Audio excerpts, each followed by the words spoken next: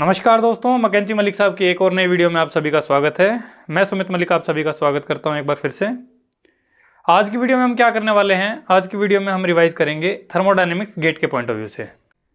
तो फ्रेंड्स, अब बात करते हैं फर्स्ट लॉ ऑफ थर्मोडायनेमिक्स। उसके केस में हमें क्या पता है, सबसे पहले हम 5 टाइप की तो प्रोसेस पढ़ते हैं। ठीक है, ये प्रोसेस का टाइप लिख दे रहा हूँ यहाँ पे। प्रोसेस कौन कौन से टाइप की होती है? Volume constant, pressure constant. Volume constant को क्या बोलते हैं? Isochoric process. प्रेशर कांस्टेंट को क्या बोलते हैं? Isobaric process. टेम्परेचर कांस्टेंट को बोलते हैं आइसोथर्मल प्रोसेस। उसके अलावा एडियाबैटिक प्रोसेस, इसके अलावा पॉलीट्रोपिक प्रोसेस। ठीक है जी। अब इन प्रोसेसेस के लिए हम क्या देखेंगे रिवाइज करते वक्त कि 3 मेन इंपॉर्टेंट चीजें हैं। एक तो पीवी और टी के बीच में क्या रिलेशन है, पीवी और टी के बीच में रिलेशन। इसके अलावा डेल्टा क्यू कैसे कैलकुलेट करते हैं और डेल्टा डब्ल्यू कैसे कैलकुलेट करते हैं। ठीक है जी। तो अगर बात करें वॉल्यूम कांस्टेंट के केस में PV equal to M R T की अगर बात करें, उससे हम यहाँ से क्या निकाल सकते हैं? P1 by T1 will be equal to P2 by T2। ये हमारी पीवीटी रिलेशन हो जाएगी। ऐसे ही प्रेशर कांस्टेंट वाली प्रोसेस के लिए क्या आ जाएगा? V1 by T1 equal to V2 by T2। ऐसे टेम्परेचर कांस्टेंट वाली के लिए क्या आ जाएगा? P1 V1 equal to P2 V2। Adiabatic process की अगर बात करेंगे तो उस केस में क्या रहेगा? PV raise to power gamma equal to constant. और पॉलीट्रोपिक के केस में क्या हो जाएगा? PV raise to power N equal to constant. ये तो हमारी हो गई, you can say, PVT relation सभी प्रोसेसेस के लिए। अगर पॉलीट्रोपिक और एडियाबैटिक प्रोसेस की बात करें तो इन दोनों प्रोसेस में हम एक और रिलेशन याद रख सकते हैं। वो क्या होगी? पॉलीट्रोपिक और एडियाबैटिक के केस में हमारा क्या होगा? T2 by T1 will be equal to P2 by P1 raise to power gamma minus 1 by gamma also equal to V1 by V2 raise to power gamma minus 1। जब adiabatic होगी तो ये gamma हो जाएगा और पॉलीट्रोपिक होगी तो ये N हो जाएगा। ठीक है जी। तो ये आपको याद रहना चाहिए। इसके बाद अगर बात करें हीट या चेंज इन हीट का फॉर्मूला क्या आएगा? सबसे पहले वॉल्यूम कांस्टेंट प्रोसेस के अंदर क्या होगा? mCv dt। प्रेशर कांस्टेंट के अंदर क्या हो जाएगा? mCp dt। आइसोथर्मल के लिए हीट और वर्क दोनों के दोनों सेम रहेंगे। It will be equal to del W. Del W की वैल्यू मैं एक साथ में लिखवा दूंगा तो वहीं पे हम सारा नोट कर लेंगे। एडियाबैटिक के केस में हीट इंटरेक्शन होगी ही नहीं तो यहाँ पे इसकी वैल्यू 0 हो जाएगी। ठीक है जी। तो पॉलीट्रोपिक के केस में क्या आ जाएगा? पॉलीट्रोपिक के केस में W पॉलीट्रोपिक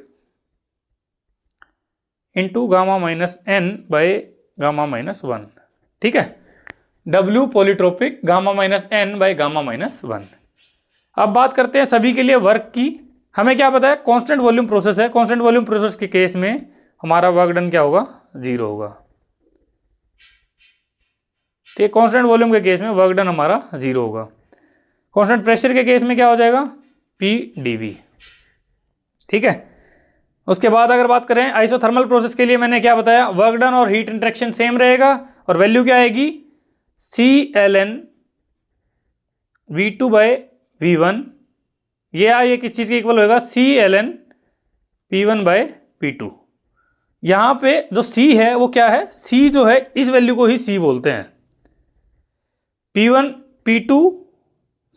V1 या P2 V2 इसी को C बोलते हैं। और ये जो C है ये क्या रहेगा यहाँ पे? CLN V2 by V1 work के लिए या फिर CLN P1 by P2 work के लिए। सेम वैल्यू रहेगी वो Q के लिए रहेगी। इसके अलावा एडियाबैटिक प्रोसेस में अगर वर्क डन की बात करेंगे तो P1 V1 minus P2 V2 divide by gamma minus 1। Same polytropic के लिए रहेगा, बस गामा की जगह N हो जाएगा। P1 V1 minus P2 V2 by N minus 1। I hope ये सारा क्लियर होगा। पांचों प्रोसेस के लिए हमने क्या, वर्क डन की वैल्यू, हीट इंटरेक्शन की और पीवीटी की क्या रिलेशन होगी, ये सब हमने देख लिया है। तो आई होप ये क्लियर होगा आपको। इसके बाद बात करते हैं इन्हीं भी पांचों प्रोसेस के लिए हम एक डायग्राम और देख लेते हैं। कौन सा डायग्राम? इन्हीं पांचों प्रोसेस के लिए एक पीवी डायग्राम देख लेते हैं।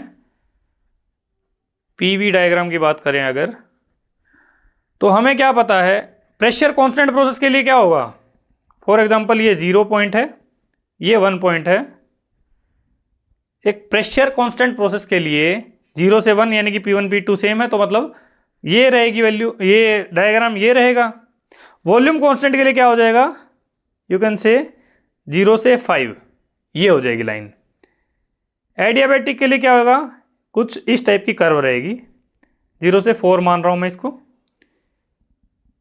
आइसोथर्मल के लिए क्या होगा, 0 से 2 रहेगी, और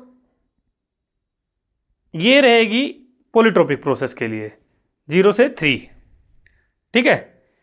कई बार क्वेश्चन क्या आ जाता है कि आपको डायग्राम में कर्व दे देंगे या तो इसमें के की वैल्यू दे देंगे। के क्या है, अगर हम बात करें इन सारी प्रोसेसेस को हम पीवी रेज टू पावर के इक्वल टू कॉन्स्टेंट इस टर्म में रिप्रेजेंट कर सकते हैं।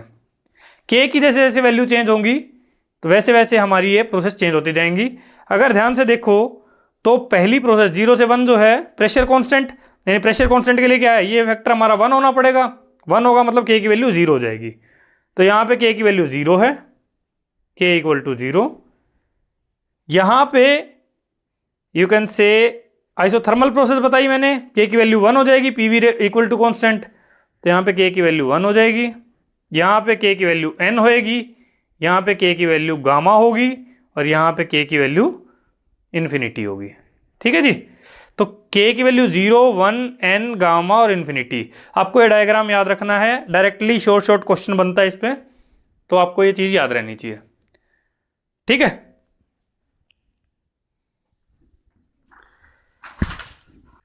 अब बात करते हैं आइडियल गैस के लिए फेवरेबल कंडीशन क्या होती है। आइडियल गैस फेवरेबल कंडीशन क्या होती है, HTLP। ऐसे तो लिखने को हम इसको ये भी लिख सकते हैं, high temperature low pressure. But कई बार डायरेक्टली इस चीज़ को हम याद नहीं रख पाते, हाई टेम्परेचर था या हाई प्रेशर था, ये चीज़ें कई बार कंफ्यूज हो जाती हैं एग्जाम के टाइम में। तो इसके लिए मैंने एक लिंक बना रखा है, उससे आप याद रख पाएंगे इसको। हाई टेंशन लेनी पड़ेगी। ठीक है, गेट का एग्जाम है तो ऑब्वियस सी बात है आपको हाई टेंशन तो लेनी पड़ेगी, ज़्यादा टेंशन लोगे तभी तो जाके क्लियर होगा। तो हाई टेम्परेचर लो प्रेशर, आप इस तरीके से याद करेंगे तो आपको इजीली याद रह जाएगा इसका।